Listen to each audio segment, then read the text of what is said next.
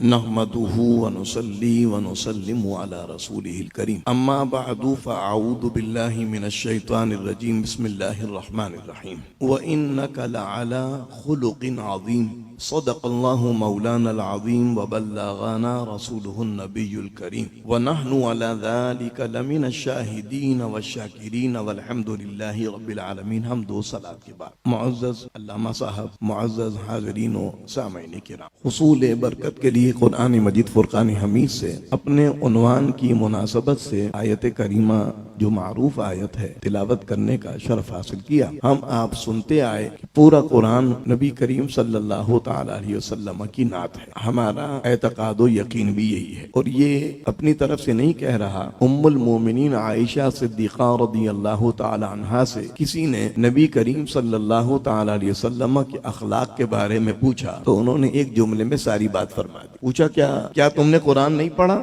مفہوم کیا کہ قرآن میں جو کچھ ہے وہ مصطفیٰ کریم علیہ الصلوۃ والتسلیم کے اخلاق ہے. یعنی قرآن پاک کی عملی تفسیر دیکھنا ہو تو سیرت مصطفیٰ صلی اللہ علیہ وسلم کو دیکھ لو، اور نبی کریم صلی اللہ تعالی علیہ وسلم کے اخلاق حسنہ کو جاننا ہو تو قرآن مجید کی تلاوت کر کے دیکھ. اللہ تبارک و تعالی نے ہر انداز سے، دیکھیے اللہ کے کلام کا اسلوب ہے، براہ راست مصطفیٰ کریم علیہ الصلوۃ والتسلیم کے اوصاف بیان فرمائے. یہ حضور کی تعریف، حضور کے متبعین، حضور کے چاہنے والے اہل ایمان کی تعریف اللہ نے بیان فرمائی. یہ بھی حضور ہی کی تعریف. سید عالم صلی اللہ تعالی علیہ وسلم کے دشمنوں کی مذمت جو اللہ نے بیان فرمائی، یہ بھی حضور علیہ الصلوۃ والتسلیم کی تعریف. قرآن پاک کا جو اسلوب ہے، براہ راست مصطفیٰ کریم علیہ الصلوۃ والتسلیم کے اوصاف اللہ نے بیان فرمائے، حضور کے چاہنے والوں کے اوصاف بیان فرمائے، ان کے انعامات کا تذکرہ فرمایا، اور دشمنوں کی مذمت بھی اللہ تبارک و تعالی نے قرآن پاک میں بیان فرمائی. اب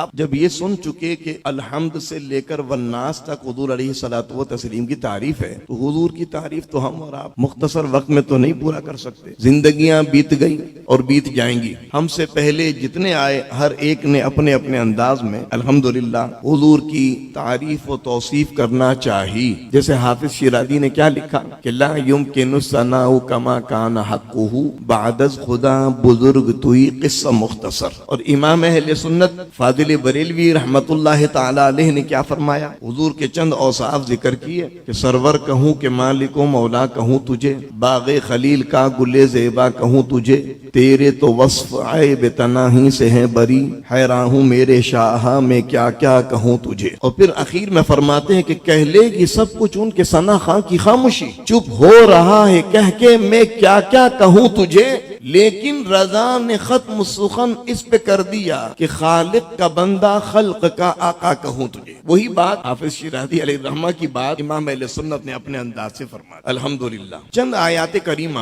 صرف اس حوالے سے. پہلے تو یہ کہ حضور کے اوصاف اللہ تبارک و تعالی نے قرآن مجید میں جو والعصر فرمایا ہے، والعصر قسم ہے زمانے کی. اگر یہ زمانہ، یہ ٹائم، اگر اس کو آپ سمجھیں کہ اس کی قسم بیان فرمائی تو یہ بھی کوئی معمولی بات نہیں ہے. یہ زمانہ بھی بڑے بڑے تغیر دکھاتا ہے، بڑے بڑے سورماؤں کا غرور خاک میں ملا دیتا ہے. تو زمانہ اللہ اس کی قسم بیان فرما رہا ہے، لیکن ہمارے بزرگوں نے، اہل محبت نے فرمایا کہ یہ اصل میں وہ زمانہ مراد ہے کہ جس میں مصطفیٰ کریم علیہ الصلوۃ والتسلیم کے رخ زیبا کی زیارت کرنے کے بعد لوگ مرتبہ صحابیت پر فائز ہو رہے تھے. اللہ اس زمانے کی قسم بیان فرمایا. زمانہ محمدی صلی اللہ تعالی علیہ وسلم، اس کی قسم اللہ نے بیان فرمائی. قرآن مجید میں ایک جگہ یوں فرمایا کہ لعمرک انہم لفی سکرتہم یعمہون. یہ حضور علیہ الصلوۃ والتسلیم کی عمر مبارک کی قسم اللہ نے بیان فرمائی. ایک آیت کریمہ میں اللہ نے فرمایا وقیلہ یا رب ان ہؤلاء قوم مجرمون. تو وقیل ہی یہ واو قسمیہ ہے، اور قول کس کا؟ حضور علیہ الصلوۃ والتسلیم کا. حضور کی بات، حضور کے قول کی قسم اللہ بیان فرما رہا ہے. پھر سورہ بلد کا جو آغاز ہوا فرمایا لا اقسم بہذا البلد. اللہ قسم بیان فرما رہا ہے شہر پاک کی، یہ لا زائدہ ہے. فرمایا میں قسم بیان کرتا ہوں اس شہر پاک بہذا البلد، اس شہر کی. اور وہ شہر مفسرین نے فرمایا کہ یہ مکہ مکرمہ ہے. مکہ مکرمہ کی اللہ نے قسم بیان فرمائی کس وجہ کر؟ یہاں کعبہ شریف ہے اس لیے، یہاں زمزم شریف کا کنواں ہے اس لیے، یہاں مقام ابراہیم ہے اس لیے، یہاں صفا مروہ ہے اس لیے نہیں. اللہ خود فرماتا ہے کہ وَأَنْتَ حِلٌّ بِهَذَا الْبَلَدِ، پیارے تو اس شہر میں رہتا ہے. تو جس شہر میں سید عالم صلی اللہ تعالی علیہ وسلم جلوگر رہے، اللہ اس شہر پاک کی قسم بیان فرما۔ اب میں اس تفصیل میں نہیں جاتا کہ مکہ افضل ہے مدینہ طیبہ افضل ہے، اعلیٰ حضرت کی ادا کو اپناتے ہوئے، کیونکہ ہر ایک فریق کے پاس اپنے اپنے دلائل ہیں جو ذکر کیے ہیں۔ ایک بات بزرگوں نے یہ لکھی کہ حضور جب تک مکہ مکرمہ میں رہے مکہ سب سے افضل و اعلیٰ رہا، اور جب حضور ہجرت فرما کر اپنے مبارک قدموں سے مدینہ کو منور فرما چکے تو مدینہ سب سے افضل و اعلیٰ ہو گیا۔ اور اعلیٰ حضرت نے بات کو ختم کرتے ہوئے فرمایا کہ طیبہ نہ صحیح افضل، مکہ ہی بڑا زاہد، ہم عشق کے بندے ہیں کیوں بات بڑھائی۔ اللہ نے شہر مصطفیٰ صلی اللہ تعالی علیہ وسلم کی قسم بیان فرمائی، حضور کے زمانے کی قسم، حضور کے شہر پاک کی قسم، حضور کی عمر پاک کی قسم، حضور کے قول مبارک کی قسم۔ اور اعلیٰ حضرت نے کیا فرمایا؟ وہ خدا نے مرتبہ تجھ کو دیا، نہ کسی کو ملے نہ کسی کو ملا، کہ کلام مجید نے کھائی شہا تیرے شہر و کلام و بقا کی قسم۔ شہر کی، کلام کی، بقا، بقا مانے عمر پاک حضور کی۔ وہ خدا نے مرتبہ تجھ کو دیا، نہ کسی کو ملے نہ کسی کو ملا، کہ کلام مجید نے کھائی شہا تیرے شہر و کلام و بقا کی قسم۔ آیات قرآنی پڑھتے جائیے، حضور علیہ الصلوۃ والتسلیم کی نعت بنتی جائے، الحمدللہ۔ والضحیٰ، حضور کے رخ مصطفیٰ صلی اللہ علیہ وسلم، حضور کے رخ پاک کی قسم۔ ضحیٰ کا مطلب تو ویسے ہوتا ہے چاشت، اور چاشت کا وقت جب سورج نکلے اللہ اکبر تو ہر چیز روشن اور کائنات وہ بڑا سہانا وقت ہوتا ہے نا، برکت والا۔ لیکن یہاں اللہ نے فرمایا والضحیٰ واللیل اذا سجا، اور قسم ہے رات کی جب وہ چھا جائے۔ رات اللہ کی قدرت میں سے ایک عظیم قدرت، رات کی قسم بیان فرمائی، واللیل اذا سجا، قسم ہے رات کی جب وہ چھا جائے۔ اللہ اکبر، یہ حضور صلی اللہ تعالی علیہ وسلم کی نعت ہے، وہ کیسے میں آپ کی خدمت میں عرض کروں گا۔ اس سورہ مبارکہ کی آیات کا جو شان نزول ہے کہ کچھ عرصے کے لیے وحی پاک موقوف ہوئی، کچھ عرصے کے لیے اللہ تبارک و تعالیٰ کے پیغامات سید عالم صلی اللہ تعالی علیہ وسلم کے پاس پہنچنے میں اللہ کی مشیت تھی، کچھ دنوں کے لیے روک تھی۔ تو دشمنوں نے کہنا شروع کر دیا کہ محمد کا رب ان سے ناراض ہو گیا اور ان کو چھوڑ دیا۔ اللہ اکبر، اللہ رب العالمین کافروں کی بات کو ایسا رد فرماتا، حضور کے پہلے اوصاف بیان فرما، والضحیٰ، قسم ہے محبوب تیرے چہرے کی، واللیل اذا سجا، قسم ہے رات کی جب وہ چھا جائے۔ اب یہاں رات سے کیا مراد ہے؟ اعلیٰ حضرت کی بات یاد ہے کلام الہی میں شمس الضحیٰ، تیرے چہرے نور فضا کی قسم۔ والشمس بھی قرآن میں آیا، والضحیٰ بھی آیا ہے کلام الہی میں شمس الضحیٰ، تیرے چہرے نور فضا کی قسم۔ قسم شب تار، تار مانے تاریک رات، قسم شب تار میں راز یہ تھا کہ حبیب کی زلف دوتا کی قسم۔ دوتا کے معنی خم، جس کو آپ کہتے ہیں نا بینڈ تھوڑا سا۔ مصطفیٰ جان رحمت صلی اللہ تعالی علیہ وسلم کے بال مبارک جو ہیں وہ بالکل نہ سیدھے تھے نہ گھنگری والے تھے، بلکہ بہت خوبصورت سا اس میں ایک خم تھا، اللہ، اس کو کہتے ہیں دوتا۔ تو قسم شب تار میں راز یہ تھا کہ حبیب کی زلف دوتا کی قسم، اللہ اکبر۔ پھر اس کی تشریح کرتے ہوئے کیا فرماتے ہیں؟ حضور کی عادت کریمہ کیا تھی؟ حضور کی عادت کریمہ یہ تھی کہ حضور جب اپنی زلفوں کو سنوارا کرتے، کنگھی فرماتے تو بالوں کو چہرے کی طرف لاتے، تو گویا یہ حضور کا رخ زیبا، حضور کا چہرہ مبارکہ یہ دن ہے، اور جب بال مبارک جب اوپر آئے تو گویا رات چھا گئی ہے۔ اور جب حضور نے جب چیر نکالی، یعنی جس کو ہم اردو میں کہتے ہیں مانگ نکالنا، تو اللہ اکبر جب مانگ نکلی، آدھی زلفیں اس طرف حضور نے رکھی اور آدھی زلفیں اس طرف رکھی، اللہ اکبر، تو گویا رات چھٹ گئی اور دن نکل آئے۔ والضحیٰ واللیل اذا سجا۔ اور حضور کی عادت کریمہ سنت کیا ہے کہ حضور بالوں میں تیل خوب لگاتے، بالوں میں تیل بہت لگاتے، اور لیکن اتنا ٹپکتا نہیں تھا۔ اچھا، حضور کے بالوں کی سیاہی، اللہ اکبر، یاد رکھیے حضور کا شباب ہمیشہ تازہ رہا۔ ہجرت کی اس وقت کیا عمر تھی حضور پاک کی؟ ہجرت کے وقت، اعلان نبوت کے وقت 40 برس، ہجرت جب فرمائی 53 برس، اور مدینہ طیبہ میں 10 برس کا عرصہ حضور نے گزارا، تو یہ 63 برس حضور کی حیات ظاہری کے ہیں۔ حضور کے وجود پاک پر میں کہتا ہوں کہ دنیا کا کوئی شخص ایسا نہیں ہے جس کی بایوگرافی اس حد تک محفوظ کی گئی ہو جتنی مصطفیٰ جان رحمت کی گئی۔ یہاں تک لکھا اہل سیر نے 20 سے زیادہ بال حضور کے سفید نہ ہوئے ہوں، اللہ اکبر۔ سیاہ بالوں پر جب تیل لگے اور حضور جب نے اوپر یوں لے کر کے آئے، اور آپ دیکھیں کہ بالوں میں جب تیل ہو اور وہ چمک رہا ہو، تو ایسا معلوم ہوتا ہے کہ جھلمل جھلمل تارے ہیں۔ اعلیٰ حضرت نے کیا فرمایا؟ تیل کی بوند بوندیں ٹپکتی نہیں بالوں سے رضا، صبح عارض پہ لٹاتے ہیں ستارے گیسو. عارض رخسار کو کہتے ہیں، چہرے کو. صبح عارض پہ، یہ حضور کا چہرہ مبارکہ صبح ہے. اللہ، صبح عارض پہ لٹاتے ہیں ستارے گیسو. اللہ اکبر. گویا ستارے نچھاور کر رہے ہوں مصطفیٰ جان رحمت کے رخ زیبا پر. اللہ نے فرمایا کہ ما ودعک ربک وما قلی، نہ آپ کے رب نے آپ کو چھوڑا نہ ناراض ہوا. فرمایا وللآخرۃ خیر لک من الاولی، آپ کے لیے ہر آنے والی گھڑی پچھلی گھڑی سے بہتر ہے.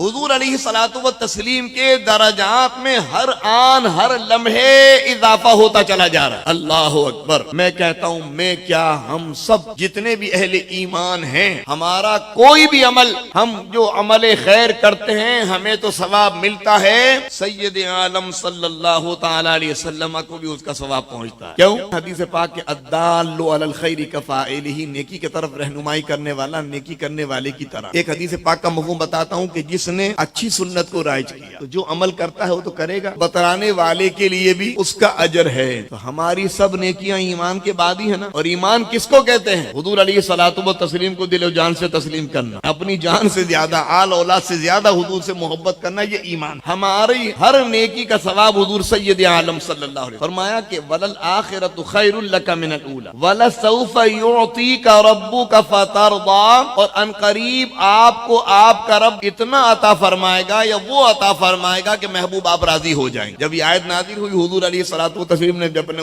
سنائی نا، پھر حضور نے خود فرمایا کہ جب تو میں اس وقت تک راضی نہیں ہوں گا جب تک میرا ایک ایک امتی جنت میں نہ چلا. الحمدللہ، یہ ہماری خوش بختی ہے کہ سید عالم صلی اللہ علیہ وسلم ہم پر اتنے کرم فرمائے. الحمدللہ. آپ لوگ سورہ فجر پڑھتے ہیں، والفجر ولیال عشر، قسم ہے فجر کی، قسم ہے 10 راتوں کی. والفجر واو قسمیہ، قسم ہے فجر. اب وہ فجر کیا ہے؟ تو آپ کہہ سکتے ہیں کہ فجر کا وقت جب طلوع ہوتا ہے، دن ایک نکل آیا نیا، اور اللہ تبارک و تعالیٰ کی طرف بہت بڑا انعام ہے. لیکن یہاں فجر سے کیا مراد ہو؟ ولیال عشر، اور 10 راتوں کی قسم. تو 10 راتیں کون سی ہیں؟ بعض مفسرین اس طرف گئے ہیں کہ یہ ذی الحجہ کی ابتدائی 10 دن ہیں، وہ 10 راتیں بڑی بابرکت راتیں ہیں. بعض نے کہا کہ نہیں، وہ محرم الحرام کا شروع کے جو پہلا عشرہ ہے وہ بڑا بابرکت ہے. بعض نے کچھ کہا، بعض نے کچھ. اعلیٰ حضرت امام اہل سنت فاضل بریلوی رحمۃ اللہ تعالی علیہ نے ایک رباعی لکھی. فرمایا شب لحیہ و شارب ہیں، رخ روشن دن. شب کہتے ہیں رات کو، لحیہ کہتے ہیں داڑھی کو، شارب کہتے ہیں مونچھوں. شب لحیہ و شارب ہیں، رخ روشن دن. گیسو دو، حضور کی عادت کریمہ جیسے میں نے ابھی عرض کیا، زلفوں کو جب سنوارا کرتے تو کچھ زلفیں اس طرف اور بقیہ بائیں جانب. فرمایا گیسو دو، شب قدر، شب برات. دائیں طرف بالوں کی جو سیاہی ہے گویا یہ شب قدر ہے، اور بائیں جانب جو زلف بری کی جو سیاہی ہے یہ شب برات ہے. اور فرمایا کہ مزگاں کی صفے 4، فارسی میں مزگاں کہتے ہیں پلکوں کو، یہ 3 نقطے والا جو زا ہوتا نا، زالہ باری. مزگاں کی صفے 4، 2 ابرو ہیں، لحیہ شارب دائیں طرف، شب قدر یہ شب برات، اور 4 مزگاں پلکیں، کتنے ہوئے 8، 2 ابرو کتنے ہوئے 10. فرمایا والفجر کے پہلو میں لیال عشر، والفجر ولیال عشر، قسم ہے رات کی اور قسم ہے 10 راتوں کی. تو وہ کون سی؟ امام اہل سنت نے فرمایا کہ شب لحیہ و شارب ہیں، رخ روشن دن. گیسو دو، شب قدر و برات. مومن کے لیے شب قدر ہے، شب برات ہے. اور مژگاں کی صفے 4، 2 ابرو ہیں، والفجر کے پہلو میں لیال عشر.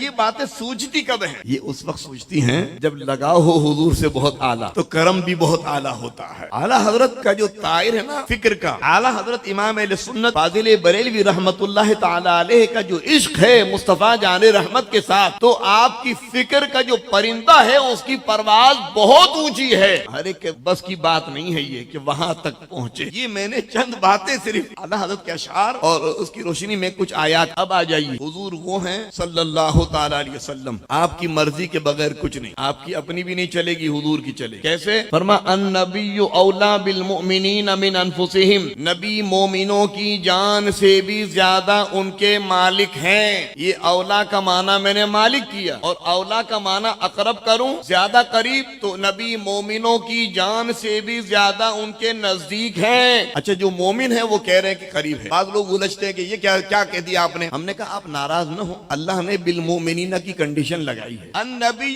اولا بالمؤمنین من انفسہم, نبی مومنوں کی جان سے بھی زیادہ ان کے نزدیک ہیں اور جان سے بھی زیادہ ان کے مالک, لہذا ہمارا اختیار نہیں. حضرت زید بن حارثہ حضور کے غلام, حضور کی خدمت میں رہنے والے, جب ذرا بڑے ہوئے جوان ہو گئے, حضور علیہ الصلوۃ والتسلیم نے ان کے لیے پیغام نکاح بھیجا. کہاں پر؟ ایک معزز خاتون حضرت زینب بنت جہش کے لیے. وہ بڑا خاندان, اللہ اکبر. آپ کو معلوم ہے جب خاندان بڑا ہو, رشتہ جہاں سے آئے وہ ذرا ہم پلہ نہ ہو تو تھوڑا سا, اور ویسے اختیار ہے بندہ کرے نا, لیکن یہاں نوعیت دوسری تھی, اس لیے کہ جنہوں نے بھیجا تھا وہ دیکھنا چاہیے تھا. خیر چوک گئے, کوئی بات نہیں. اس وقت تک کوئی ایسا واضح کوئی حکم بھی نہیں تھا, تو ان کے گھر والوں کو تھوڑا سا انہوں نے پسو پیش کیا. اللہ اکبر. اللہ رب العالمین نے قرآن نازل فرمایا, وما کان لمؤمن ولا مؤمنۃ, کسی مومن مرد اور کسی مومنہ عورت کو روا ہی نہیں ہے یہ, اذا قضى اللہ ورسولہ, جب اللہ و رسول فیصلہ فرما دیں, امرن کسی معاملے میں, ان یکون لہم الخیرۃ من امرہم, کہ اسے اپنے معاملے میں کوئی اختیار رہے. اس کا اختیار کچھ نہیں ہے, اللہ رسول کا اختیار ہے. جب یہ آیت نازل ہوئی نا, اللہ اکبر کبیرہ, صاحب ایمان تھے, بالکل اللہ کا حکم آ گیا, حضور ہمراہ, نکاح ہو گیا, شادی ہو گئی. لیکن چونکہ ہمارے امام صاحب نے اسی لیے تو شرط رکھی ہے نا, امام اعظم ابو حنیفہ رحمۃ اللہ علیہ نے, لڑکا لڑکی کی شادی کے حوالے سے ہم کفو کے معنی ہم پلہ, اگر ہم پلہ نہیں ہو تو کم سے کم لڑکے کا نسب اعلیٰ ہو تاکہ گاڑی زندگی کی چلے. معاملہ چلا نہیں. حضور علیہ الصلوۃ والتسلیم کی خدمت میں آتے حضور, اور سرکار ان سے فرماتے, امسک علیک زوجک واتق اللہ, اپنی بیوی کو تم روکے رکھو اور اللہ سے ڈرتے. اس زمانے میں ایک رسم کہوں یا ایک فکر تھی لوگوں پر غالب کہ منہ بولا بیٹا, کیونکہ حضور کے وہ متبنا تھے, حضور نے ان کو اپنا بیٹا بنایا ہوا تھا, زید بن محمد کہلائے جانے لگے تھے وہ صلی اللہ علیہ وسلم. تو وہاں پر یہ معاملہ تھا کہ منہ بولے بیٹے کے ساتھ وہی معاملات سمجھے جاتے تھے جو سگے بیٹے کے ساتھ. جب یہاں معاملہ نہیں بنا اور حضرت زید نے انہیں چھوڑ دیا, اللہ فرماتا ہے کہ وَزَوَّجْنَاكَهَا, ہم نے آپ کا نکاح ان سے کر دیا. حضرت زینب بنت جہش کا نکاح اللہ فرماتا ہے کہ محبوب ہم نے آپ کا نکاح ان سے کر دیا. کس نے کیا؟ اللہ نے. اسی لیے حضرت زینب بنت جہش ہماری اس ماں کو اللہ خوب رحمت نازل فرمائے. سب ازواج مطہرات ہماری مائیں ہیں نا, ہر ایک کی اپنی اپنی شان ہے, لیکن یہ ماں جو ہے جب حضور کے عقد میں آئی بڑے فخر سے کہتی تھی اور تحدید نعمت کے لیے کہتی ہوں گی, ظاہری بات ہے ان کے ہاں تکبر کہاں ہوگا, جو حضور کے گھر میں رہنے والوں کے دل میں تھوڑی کوئی تکبر تو ہے. اللہ فرماتا ہے وَيُطَهِّرَكُمْ تَطْهِيرًا, نبی کے گھر والوں کو خوب ستھرا کر دیا اللہ, تو وہاں تکبر نہیں ہے. تو تحدید نعمت کے طور پر وہ فرماتی تھی ازواج مطہرات دیگر سے کہ تم سب کا نکاح کسی کے بھائی نے کیا, کسی کے چاچا نے, کسی کے باپ نے, کسی کے بیٹے نے, کسی کے بھائی نے, میں وہ ہوں, میرا نکاح اللہ تبارک و تعالیٰ نے کیا, حضور علیہ الصلوۃ والتسلیم. اور پھر یوں بھی کہتی کہ تم سب کے نکاح زمین پر ہوئے اور میرا نکاح اللہ رب العالمین نے آسمان پر فرمایا, اور یہ ان کی خصوصیت تھی. اب حضور نے جب نکاح فرمایا, اللہ اکبر, ایک معاملہ شور مچ گیا کہ بہو سے نکاح کر لیا, مطلقہ بہو سے نکاح کر لیا. تو کہا کہ بہو تو اس کو کہتے ہیں جو بیٹے کی بیوی. اللہ نے فرمایا ما کان محمد ابا احد من رجالکم, محمد صلی اللہ علیہ وسلم تمہارے مردوں میں سے تو کسی کے باپ ہیں ہی نہیں, اس لیے کہ جو حضور کی اولاد نارینہ تھی وہ اس عمر تک نہیں پہنچی تھی, بالغ ہی نہیں ہوئی کہ جس پر لفظ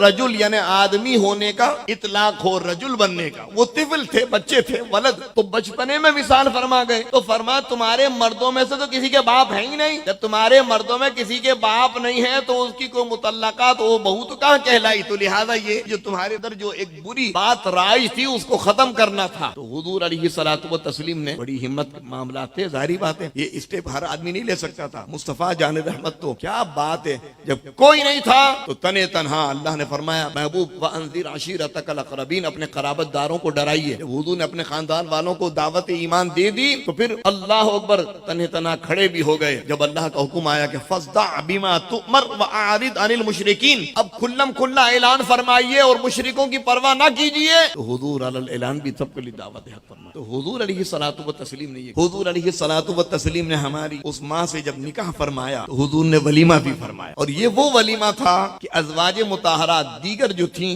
حضور کے عقد میں آئیں, اللہ اکبر, ان سب میں بڑا ولیمہ یہی تھا. اور حضور نے پھر اپنے غلاموں کو بھی اپنی اس خوشی میں شریک کیا. تو حضور کے گھر پر کھانا کھانے کے لیے لوگ آئے, اللہ اکبر. حضور کے دولت کا دیکھی کیا بات ہے, کائنات میں کوئی ہے اس جیسا کوئی نہیں. رقبے کے اعتبار سے جگہ تھوڑی سی کم تھی, مقام کی بات نہیں کر رہا ہوں میں, رقبے کی بات کر رہا ہوں. تو جو لوگ آئے تو یہ سسٹم سسٹم تھا کہ کچھ لوگ آ کے تناول کر لیا اور اس کے بعد وہ چلے جائیں، پھر دوسرے آ جائیں، وہ کھا کے پھر باہر چلے جائیں، پھر تیسرے آ جائیں، اس طرح تھوڑے تھوڑے، جس طرح ویٹنگ میں ہوتا ہے، دعوتوں میں ہم جاتے ہیں نا، اس طرح یہی ہوتا نا بھائی، شفٹ ہو جائے۔ تو کچھ لوگ آئے، انہوں نے کھایا، ابھی گئے نہیں اور باتوں میں مشغول ہو، انہیں دھیان ہی نہیں رہا، ان کی توجہ نہیں ہوئی، وہ باتوں میں مصروف ہو گئے۔ حضور علیہ الصلوۃ والتسلیم باہر پیغام بھجوائے، دیکھو وہ لوگ چلے گئے، حضور کے خادم آئے، دیکھا نہیں حضور وہ تو بیٹھے باتیں کر رہے ہیں، حضور منع نہیں فرما، اور یہ بھی نہیں کہا ان سے کہو جاؤ گھر جاؤ، اللہ اکبر، حضور جانتے ہیں اگر میں نے نکال دیا تو ان کو کہاں پناہ ملے گی۔ تو حضور علیہ الصلوۃ والتسلیم خادم کو بھیجتے، وہ آ کے دیکھتے، لیکن سرکار کو یہ تھا کہ اب یہ گھر چلے جائیں، تو حضور اپنے گھر میں تشریف لے آتے۔ جب 2-3 مرتبہ ایسا ہوا، پھر اطلاع آئی کہ حضور وہ چلے گئے، سرکار اندر تشریف لائے، اور پھر حضور نے پردہ فرما لیا۔ اللہ رب العالمین نے کلام نازل فرمایا، یا ایھا الذین آمنوا، اے ایمان والو، لا تدخلوا بیوت النبی، مت داخل ہو تم نبی کریم صلی اللہ علیہ وسلم کے گھر میں، حضور کے گھروں میں سے کسی گھر میں تم داخل مت ہونا، الا ان یؤذن لکم، مگر یہ کہ تم بلائے جاؤ، بغیر بلائے آنا نہیں ہے، بلائے جاؤ تو جاؤ، لیکن وہ بھی ایسا کہ غیر ناظرین اناہ،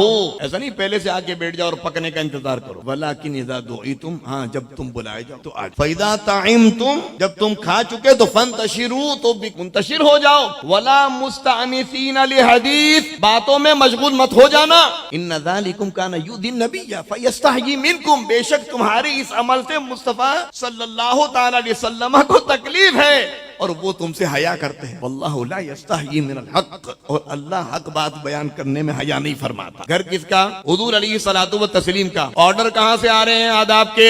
اللہ رب العالمین کی بارگاہ سے۔ یہ ہے حضور کی شان، ہمیشہ کے لیے بتا۔ حضور صلی اللہ علیہ وسلم کے گھر میں حضور کسی کو بھیجتے، بھئی گھر سے فلاں چیز لے آؤ، تو چونکہ پردے کا حکم آ گیا تھا اور حضور کی اتباع میں ہم تمام اہل ایمان کو اس بات کا پابند کیا کہ کسی کے گھر میں جائیں تو باہر ہی سے وہ سوال کریں، بے پردگی نہ ہو نا۔ تو فرمایا وَإِذَا سَأَلْتُمُوهُنَّ مَتَاعًا فَاسْأَلُوهُنَّ مِن وَرَاءِ حِجَابٍ، تم کو کوئی بات پوچھنی ہو، کوئی سامان لینا ہو، کوئی چیز مانگنی ہو تو سوال کرو تو ورائے حجاب، پردے کے پیچھے سے۔ حضور کے گھر کے آداب اللہ قرآن میں بیان فرما رہا، یہ ہیں وہ ہمارے آقا صلی اللہ تعالی علیہ وسلم۔ حضور کے ایک صحابی تھے جن کو ذرا اونچا سننے کی عادت، جو آدمی اونچا سنتا ہو وہ جب آپ سے بات کرے تو وہ بھی ذرا اونچا ہی بولے، تو وہ حضور کی بارگاہ میں آئے تو کچھ بات حضور سے کہی ہوگی، آواز تھوڑی اونچی ہو گئی، حضور نے کو محسوس بھی نہیں فرمایا، حضور تو جانتے ہیں۔ اللہ رب العالمین نے قانون جاری فرمایا، یا ایھا الذین آمنوا، اے ایمان والو، لا ترفعوا اصواتکم، اپنی آوازوں کو اونچا مت کرو، فوق صوت النبی، نبی کریم صلی اللہ تعالی علیہ وسلم کی آواز پر،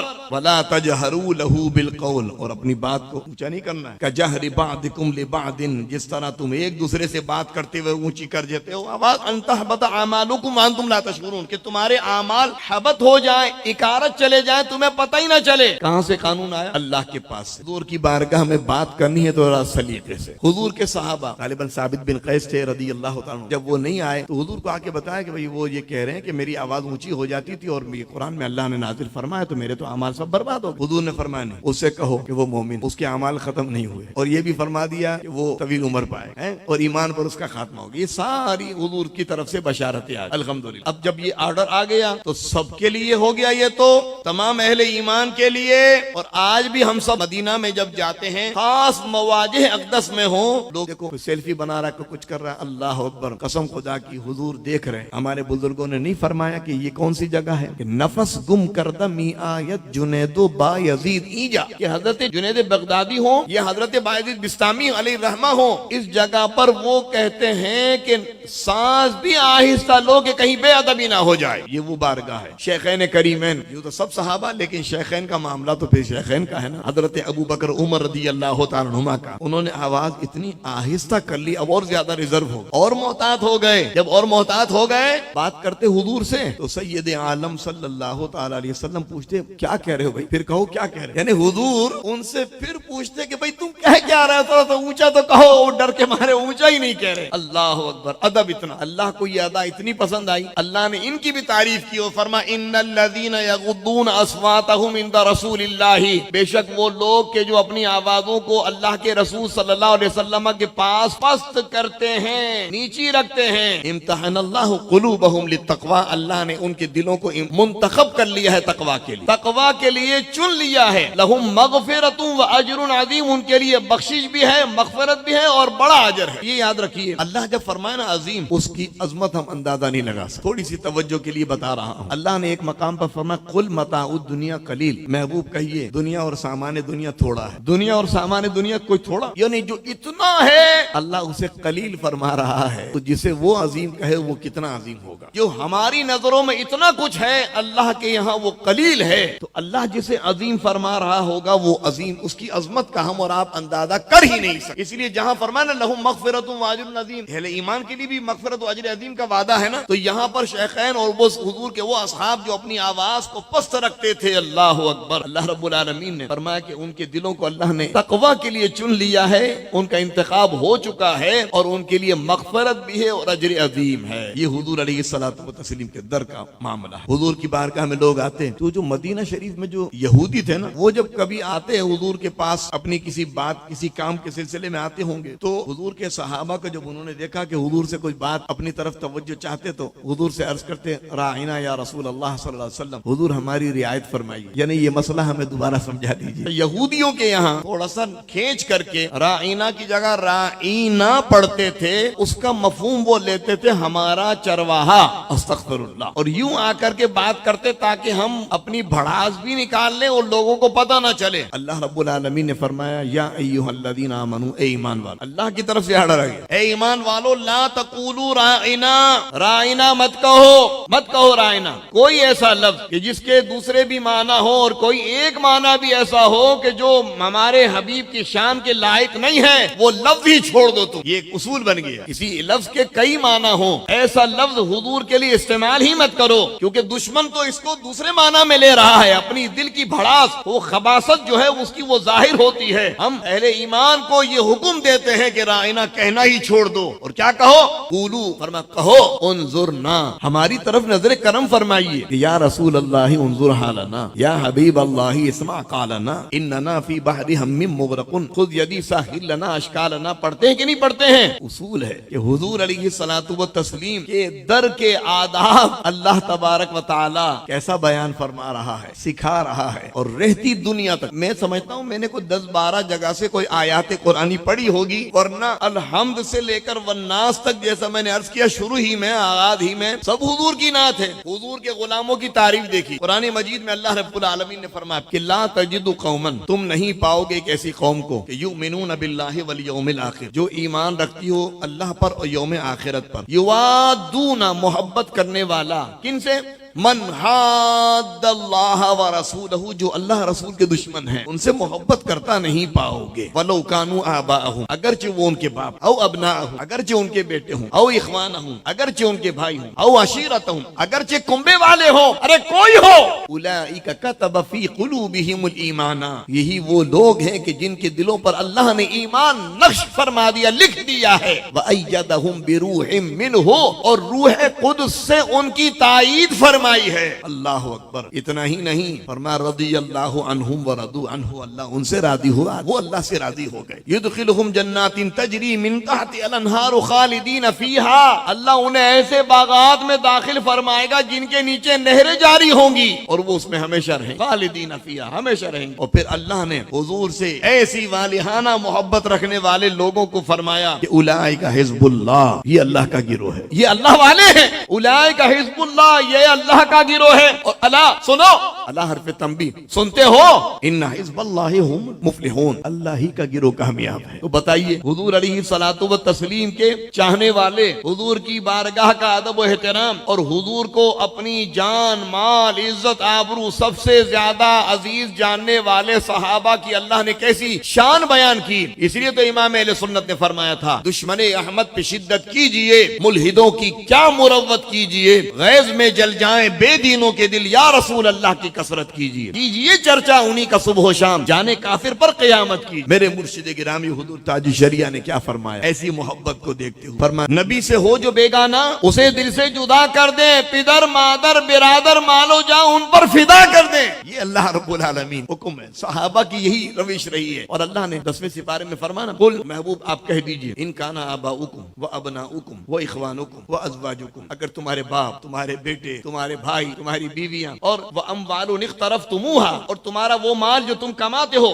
وتجارۃ تخشون کسادها، اور تمہارا وہ سامان تجارت جس کے نقصان کا تمہیں اندیشہ لگا رہتا ہے، ومساکن ترضونها احب الیکم من اللہ ورسولہ، اور تمہارے رہنے کے وہ گھر کہ جو تمہیں جس میں تم رہتے ہو جو تمہیں محبوب ہوں، اگر وہ اللہ اور اس کے رسول صلی اللہ علیہ وسلم اور اللہ کی راہ میں جہاد کرنے سے زیادہ محبوب ہوں تو فتربصوا، تو ٹھہرو، انتظار کرو حتی یاتی اللہ بامرہ، یہاں تک کہ اللہ اپنا عذاب لے آئے۔ واللہ لا یہدی القوم الفاسقین، اللہ فاسق قوم کو ہدایت نہیں فرما۔ فرمائے سب سے زیادہ اغلب غالب محبت اللہ رسول کی ہونی چاہیے۔ پھر حضور نے اس کی تشریح یوں فرما دی کہ من احب للہ وابغض للہ واعطى للہ ومنع للہ فقد استکمل الایمان، کسی سے محبت کی تو اللہ کے لیے، کسی سے نفرت رکھی تو اللہ کے لیے، اور کسی کو کچھ دیا تو اللہ کے لیے، اور کسی کو کچھ دینے سے ہاتھ روکے رکھا، باز رہا اللہ کے لیے، حضور فرماتے ہیں فقد استکمل الایمان، اس کا ایمان کامل ہو، یا یہ کہ اس نے اپنا ایمان کامل کر لیا۔ تو کامل مومنین کی شان یہ ہے الحمدللہ کہ حضور علیہ الصلوۃ والتسلیم کی محبت سب سے زیادہ ہونی چاہیے الحمدللہ علی احسانی، اور اللہ رسول کی محبت ہی ایک مدار ہو، بنیاد وہی ہو، تعلق کسی سے ہے اللہ واسطے کا ہو، نفرت بھی ہے حب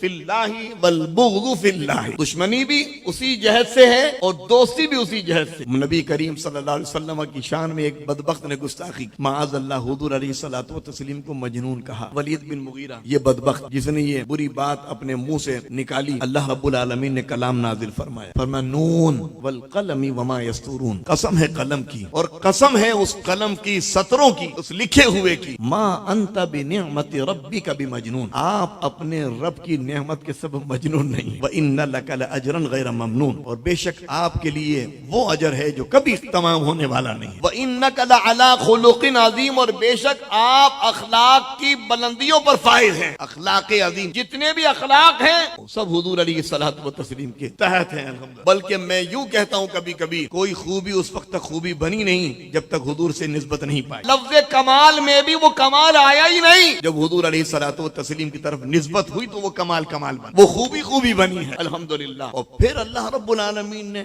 ایک نہیں، دو نہیں، تین نہیں، 10 اس کے عیوب گنا دیے، فستبصروا ویبصرون بأیکم المفتون، حلاف مہین، ہماز مشاء بنمیم، مناع للخیر معتد اثیم، عتل بعد ذلک زنیم۔ اب یہ ساری اس کی پوشیدہ عیوب بتا دیے۔ اس نے کہا کہ یہ سب تو مجھے معلوم ہے، 10ویں بات جو مجھے آج پتا چلی ہے کہ میری اصل میں خطا ہے، اس کا تو کوئی بتا نہیں سکتا۔ گیا ماں کے پاس، اپنی ماں کے پاس گیا، تلوار سونت لی، کہا کہ محمد بن عبداللہ صلی اللہ علیہ وسلم، انہوں نے میرے متعلق یہ پڑھا ہے، 9 برائیوں کو تو میں سمجھتا ہوں میرے اندر ہے، لیکن یہ 10ویں بات تو سوائے تیرے کوئی بتا نہیں سکتا ہے، اور انہوں نے کبھی جھوٹ بولا ہی نہیں کبھی بھی، یقیناً اس میں کچھ ہوگا معاملہ، تو سچ بتا ورنہ تیری گردن مار دوں گا۔ اس نے بتایا ہاں تیرا باپ مغیرہ کسی کام کا نہیں تھا، تو میں نے ایک چرواہے سے منہ کالا کیا جس کا نتیجہ تو ہے کہ اللہ رب العالمین جو ستار العیوب ہے، لیکن بات آ جائے اپنے محبوب کریم صلی اللہ تعالی علیہ وسلم کی، پھر اللہ نہیں معاف فرماتا ہے، پھر اس کے پوشیدہ جس کو کسی کو نہیں اطلاع تھی اللہ رب العالمین نے اس کا وہ عیب بھی ظاہر کر دیا۔ لیکن ہمیں یہ بات بھی معلوم ہو گئی کہ بزرگوں کی بارگاہ میں اور اللہ کے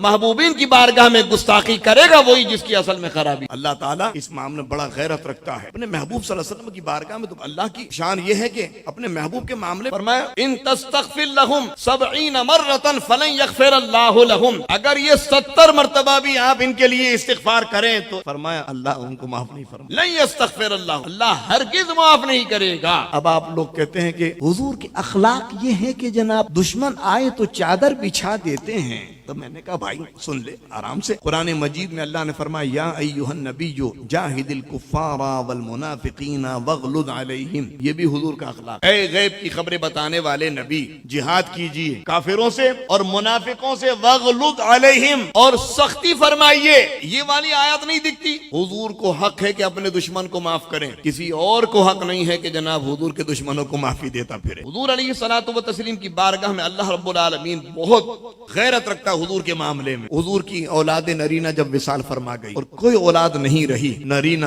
تو حضور کے قلب اثر پر صدمہ تو تھا، یہ فطری بات ہے، اور اپنی اولاد سے تو محبت سب کو ہوتی ہے. تو دشمنوں نے کہا کہ اب یہ ان کا معاملہ ختم ہو جائے گا 2-4 سال. یہ ابتر ہے، ابتر کے معنی نسل منقطع ہو گئی. اب ان کا معاملہ آگے بڑھے گا نہیں. حضور کے دل اقدس پر جو صدمہ تھا، اللہ رب العالمین نے تسلی عطا فرمائی. فرمایا انا آتینا کل کوثر، بے شک ہم نے آپ کو کوثر عطا فرمائی. اور کوثر، اللہ اکبر، جس طرح لفظ کوثر ہے نا، کوثر اس کے معنی کثرت ہے، تو اس کے معانی اور مفاہیم میں بھی کثرت ہے. اس قدر مفاہیم لکھے ہیں مفسرین نے، علماء نے، اس کا یہ معنی بھی ہو سکتا ہے، اس کا یہ معنی بھی ہے. اب اگر کوثر سے بولتے کوثر مراد لیں تو بھی ہے، ٹھیک ہے. کوثر سے مراد خیر کثیر. اب بتائیے جس کو اعلیٰ حضرت نے فرمایا انا اعطیناک الکوثر، ساری کثرت پاتے ہی. کتنا پیارے انداز میں آپ کے اس قول کو جناب علی الفاظ کے سانچے میں اور شعر کے صورت میں ڈھال دیا کہ انا اعطیناک الکوثر، ساری کثرت پاتے یہ ہیں. الحمدللہ. اور مجھے قبلہ علامہ منظور احمد فیضی صاحب رحمۃ اللہ تعالی علیہ جب اس آیت کی تشریح کر رہے تھے، فرمایا وہ بڑے بہت سادے سے انداز، فرمایا جب ہر کی طرح کی خیر عطا فرما دی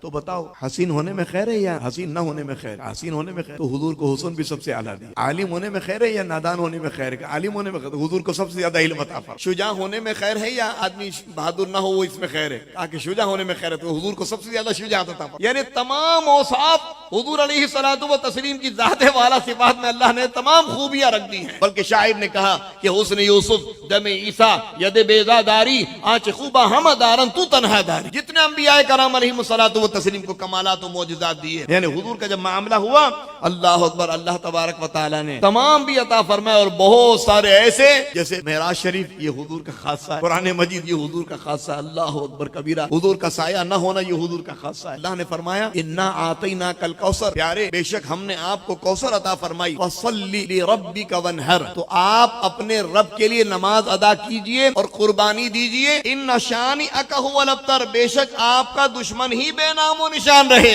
حضور کے غلام، حضور کی اولاد، سادات کرام دنیا میں سب جگہ ملیں گے الحمدللہ، اور حضور کے دشمنوں کا کوئی نام لیوا نہیں ہے. اللہ تبارک و تعالی ہمیں حضور کی محبت عطا فرمائے، ہمیشہ ہمیشہ حضور کی غلامی میں رکھے. وہی غیرت ہو جو حضور کے اصحاب نے پائی، صالحین نے پائی. بلکہ میں ایک بات عرض کر کے اپنی بات ختم کر رہا ہوں. مکتوبات شریف میں ہے کہ امام ربانی فرماتے ہیں کہ کوئی شخص 1000 مرتبہ درود پاک پڑھنے والا اور اس کے سامنے کو حضور کی بارگاہ میں گستاخی کرے اور اس کا خون جوش نہیں مارے، اللہ وہ ٹھنڈے پیٹ سن لے. مکتوبات میں امام ربانی فرماتے ہیں اس کا 1000 مرتبہ درود پڑھنا بیکار ہے. محب صادق وہی ہے جو اپنے محبوب سے متعلق کوئی بات سن نہیں سکتا بے عیب ذات میں. اللہ رب العالمین نے بے عیب پیدا فرمایا کن کو؟ حضور. کیسا کہ حضرت حسان فرماتے ہیں کہ وَأَحْسَنُ مِنْكَ لَمْ تَرَ قَطُّ عَيْنِي وَأَجْمَلُ مِنْكَ لَمْ تَلِدِ النِّسَاءُ خُلِقْتَ مُبَرَّأً مِنْ كُلِّ عَيْبٍ كَأَنَّكَ قَدْ خُلِقْتَ كَمَا تَشَاءُ. یا رسول اللہ صلی اللہ علیہ وسلم، آپ جیسا حسین و جمیل میری آنکھ نے دیکھا ہی نہیں. اللہ اکبر. ہو سکتا ہے یہ کہیں باہر نہ نکلے ہوں. دوسرے مصرے میں حضرت حسان نے اس خدشے کا بھی رد کر دیا اور کہا دیکھتا تو تب نہ جب کسی ماں نے جنا ہو. کسی ماں نے جنا ہی نہیں ہے، کسی ماں نے پیدا ہی نہیں کیا.